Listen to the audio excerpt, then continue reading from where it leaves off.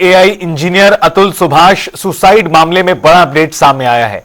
जहां बेंगलुरु पुलिस के हाथ इस मामले में बड़ी कामयाबी लगी है।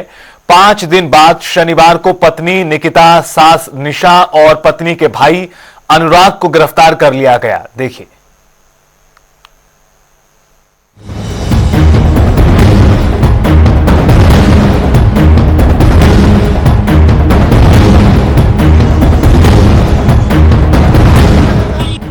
डीसीपी शिव कुमार ने कहा, सास और साले को प्रयागराज से जबकि पत्नी को गुरुग्राम से गिरफ्तार करके बेंगलुरु लाया गया। रविवार सुबह कोर्ट में पेश करने के बाद उन्हें 14 दिन की न्यायिक हिरासत में भेज दिया गया। अतुल ने 9 दिसंबर को बेंगलुरु के फ्लैट में सुसाइड किया था। आत्महत्या से पहले 1:20 का वीडियो बना। जा रहा हूँ, इसका कारण 5 लोग हैं। पहला, प्रिंसिपल फैमिली कोर्ट जज जौनपुर नीता कौशिक। दूसरा, मेरी पत्नी। आत्महत्या से पहले 1:20 का वीडियो बनाया। उसमें पत्नी निकिता सिंघानिया और उसकी फैमिली पर हैरेसमेंट का आरोप लगाया। बेंगलुरु में पत्नी निकिता, सास निशा और साले अनुराग, साथ ही चाचा ससुर सुशील सिंघानिया पर एफआईआर दर्ज की गई है। अतुल की सुसाइड के बाद देश भर में पुरुषों को लेकर सख्त कानून बनाए जाने के साथ ही बेंगलुरु में कैंडल मार्च भी निकाला गया।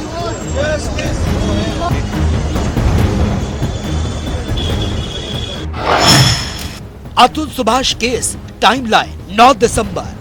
अतुल ने 9 दिसंबर को बेंगलुरु के फ्लाइट में सुसाइड किया।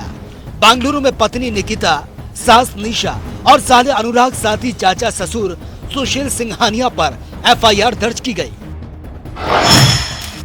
11 दिसंबर की रात 1:30 पर अतुल की सास और साला घर में ताला लगाकर फरार हो गया। उसी रात जौनपुर के एक होटल में सास और साले को देखा गया। थोड़ी देर बाद वो वहां से भी फरार हो गए। 13 दिसंबर बेंगलुरु पुलिस जौनपुर पहुंची। सुभाष के ससुराल के बाहर एक नोटिस चस्पा कर दिया। 14 दिसंबर शनिवार को पत्नी निकिता, सास निशा और पत्नी के भाई अनुराग को गिरफ्तार किया गया। 11 दिसंबर की रात 1:30 बजे अतुल की सास और साला घर में ताला लगाकर फरार हो गए। 11 दिसंबर की रात ही जौनपुर के एक होटल में साला और सास नजर आए। थोड़ी देर बाद फरार हो गए। 13 दिसंबर को बेंगलुरु पुलिस जौनपुर पहुंची। सुभाष के ससुराल के बाहर नोटिस चस्पा कर दिया। आरोपी निकिता सिंघानिया, निशा सिंघानिया और अनुराग सिंघानिया की गिरफ्तारी हुई। मृतक अतुल सुभाष के पिता पवन कुमार मोदी ने कहा, हमें नहीं पता कि उसने हमारे पोते को कहां रखा, क्या उसे मार दिया या फिर वो जिंदा है, हमें कुछ नहीं पता। मैं उसके बारे में कुछ भी नहीं जानता। मैं चाहता हूं कि मेरा पोता हमारे साथ रहे।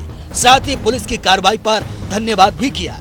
गिरफ्तारी हो गई। हमारे पोते को हम कहाँ रखे हुए हैं, कि मार दी है कि जिंदा है, वो भी हम नहीं देख पा रहे हैं। हमारी यही गुहार है कि हमारा पोता हमको देखने को और हमारे पास रहे, और कोई गुहार नहीं। न्याय की बड़ा धन्यवाद है पुलिस वालों को, हमारी कानून व्यवस्था को हम धन्यवाद देते हैं, जो कम से कम मेरी गुहार उन लोग सुन करके और इतना बड़ा हमको राहत दिए हैं। ये बहुत बड़ी राहत की बात है। कम से कम उन लोग गिरफ्तार तो है।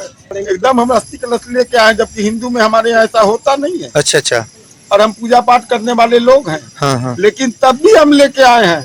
न्याय नहीं मिलेगा तो अंतिम यही मेरे पास विकल्प है, और दूसरा कोई विकल्प। जज तो करप्ट थी, तभी तो वो ऐसा किया है। जज तो उससे पैसा मांगती थी, वो घूस देने वाला आदमी था नहीं। वो तो कहीं भी जाता था तो घूस वाली बात नहीं, आप पेनल्टी कर दो, ठीक है, मैं सरकार को पैसा दूंगा।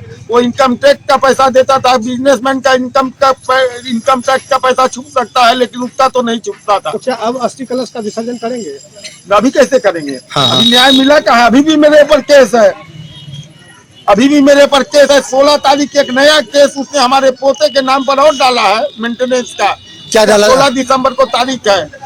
पोते के नाम पे क्या केस था पूरा? क्या उसको 40,000 से नहीं भर रहा था, इसलिए। अच्छा, वैसे ही बंद है।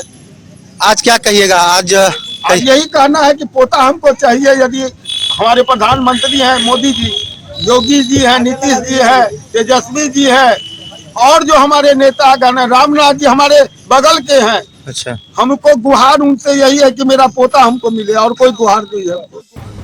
इस मामले में एफआईआर में अतुल की पत्नी निकिता सिंघानिया, सास निशा सिंघानिया और साले अनुराग सिंघानिया, चाचा ससुर सुशील सिंघानिया का नाम है।